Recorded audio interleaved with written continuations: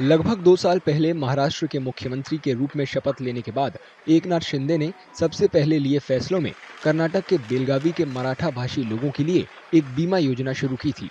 एकनाथ शिंदे 90 के दशक के अंत में बेलगावी को महाराष्ट्र में शामिल करने की लड़ाई में मराठा अस्मिता का चेहरा बन गए थे। इससे कर्नाटक में हलचल मच गई और कन्नड़ समर्थक कार्यकर्ताओं ने हंगामा खड़ा कर दिया। इसे बेलगावी आंदोलन के विचार को फिर से जगाने और सीमा के दोनों ओर भावनाओं को भड़काने की कोशिश माना गया। महाराष्ट्र में इन दिनों चुनावी बयार बह रही है। एमबीए और एनडीए के बीच सीधी लड़ाई है। बीते दौर की बात अलग है, लेकिन अब बेलगावी चुनावी मुद्दा नहीं रह गया है। कोल्हापुर के आसपास के इलाकों में भले ही कोई नेता इसका जिक्र कर देता हो, लेकिन पूरे महाराष्ट्र में ये कोई मुद्दा नहीं है। ये इलेक्शन में ये मुद्दा नहीं है, लेकिन हमारे कर्नाटक में रहने वाले जो मराठी भाई हैं उनको वहाँ बहुत तकलीफ दी जाती है, मुद्दा है। ये जो हेल्थ इंश्योरेंस है, 865 गांव हैं ये जो बॉर्डर के, उसमें हमारी जो स्कीम है वो लोगों को, हमारे मराठी भाषी को हमने लागू की है, इसलिए उसका कोई सवाल नहीं है। ये तो इश्यू महाराष्ट्र में नहीं है, सिर्फ भाषा का समस्या कर्नाटक में है। इसके लिए चुनाव को कुछ लेना देना नहीं है भाषा के इश्यू पे। उधर पार्टी के आधार पे चुनाव होता है। कर्नाटक में सिर्फ भाषा के आधार पर कुछ चुनाव होता है, तो इसके लिए कोई लेना देना नहीं है। अभी भी महाराष्ट्र के लोग दबाव डाल रहे बेलगाम को महाराष्ट्र के अंदर लेने के लिए। एमईएस की इस पर जुड़ा वो तो हमेशा रहने वाला, जब तक ये रहेगा तब तक तो ऐसे पॉलिटिकल इश्यू है, वो तो रहेंगे। अभी वो सवाल मेरे ख्याल से खत्म होगा, ऐसे नहीं है। ऐसे महाराष्ट्र में जहाँ लोग है वहाँ खुशी है, महाराष्ट्र के लोग महाराष्ट्र में, कर्नाटक में लोग खुश है, सभी लोग हैं। 2023 में कर्नाटक विधानसभा चुनावों में कांग्रेस पार्टी को प्रचंड जनादेश मिला था। इन्हीं चुनावों में महाराष्ट्र एकीकरण समिति यानी एमईएस, जो कि एक सामाजिक भाषाई दबाव समूह है, उसे एक भी सीट नहीं मिली थी। एमईएस सियासी संगठन नहीं है, लेकिन फिर भी इसके सदस्य निर्दलीय चुनाव लड़ते हैं। 2023 में भले ही उन्हें कोई सीट ना मिली हो, लेकिन इससे पहले के चुनावों में उन्हें सफलता मिली थी। इस बार मराठा वोटरों ने एमईएस पर भरोसा नहीं किया। इससे लगता है कि भाषाई लड़ाई में एमईएस की पकड़ ढीली पड़ गई है। In ongoing Maharashtra assembly elections, there are so many factors are ruling the election of the Maharashtra. As far as border dispute is concerned, MES leaders already have approached Maharashtra various political leaders to include border dispute in their manifesto. It is not the first time what they are demanding, but unfortunately it has become very weak. That MES or Shiv Sena and Belgaum, they have become very weak since if I seen in since 40 years history.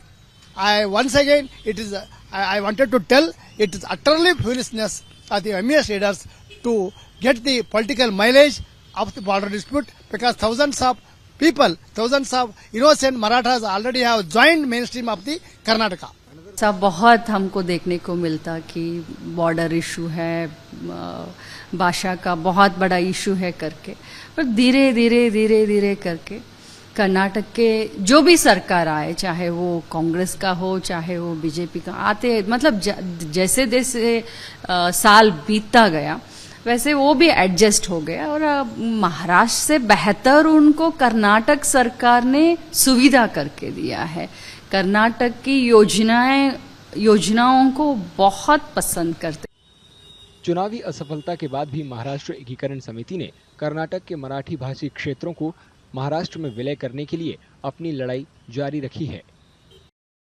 MES के एक प्रतिनिधिमंडल ने सोमवार को शरद पवार से मुलाकात की थी और उनसे एमबीए में शामिल सभी दलों के घोषणा पत्र में बेलगावी के मुद्दे को शामिल करने की अपील की थी। शरद पवार को सौंपे गए ज्ञापन में एमईएस ने महाराष्ट्र के राजनीतिक नेताओं से कर्नाटक के बेलगावी, खानापुर, निपन्नी, कारवार, बीदर और बाल्की जैसे विवादित क्षेत्रों को महाराष्ट्र में फिर से शामिल करने पर जोर दिया। As per the linguistic state, the basic structure which was mandatory for to formation of the linguistic state, that where more than 45% of the population speaking of one language state, that area has to be merged into the linguistic state, for example Maharashtra. So our manifesto for our say before the central government that as you have given liberty to all the linguistic speaking peoples, why it should be given to us also, and we being the 45% Marathi speaking people in Karnataka, we should be merged in Maharashtra, which is the Marathi speaking state having a Marathi language as its official language. It is a sensitive issue, and in that issue, Pawar Sahib has always taken a lead.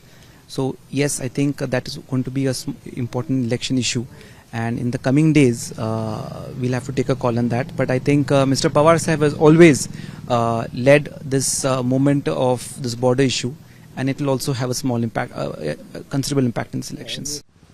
बीते दौर में सियासी दलों ने भाषाई मतभेदों का खूब फायदा उठाया है।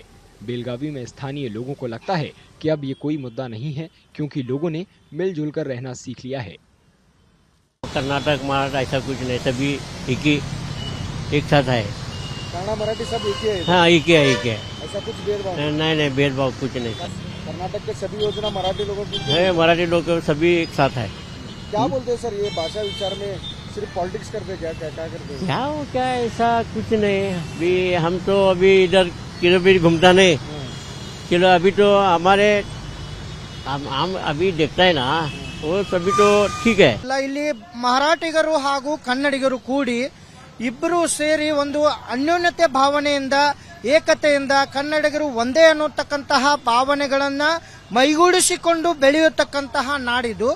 ಇಲ್ಲಿ ಏನು ವಿಶೇಷತೆ ಅಂದ್ರೆ ರಾಜಕಾರಣವನ್ನ ತಂದಿಟ್ಟು ಇಲ್ಲಿ ಕೆಲವೊಂದಿಷ್ಟು ವಿಶೇಷತೆ ಭಾಷಾ ಒಂದು ವೈಷಮ್ಯಗಳನ್ನ ಬೆಳೆಸುವಂತಹ ಕೆಲಸ ಮಾಡ್ತಾ ಇದ್ದಾರೆ। ಇಲ್ಲಿ ರಾಜಕಾರಣವನ್ನ ತರಬಾರದು। महाराष्ट्र में 20 नवंबर को विधानसभा चुनाव के लिए वोटिंग होनी है। ऐसे में देखना दिलचस्प होगा कि क्या कोई सियासी दल लंबे समय से चले आ रहे सीमा विवाद को अपने चुनावी घोषणा पत्र में शामिल करता है या नहीं।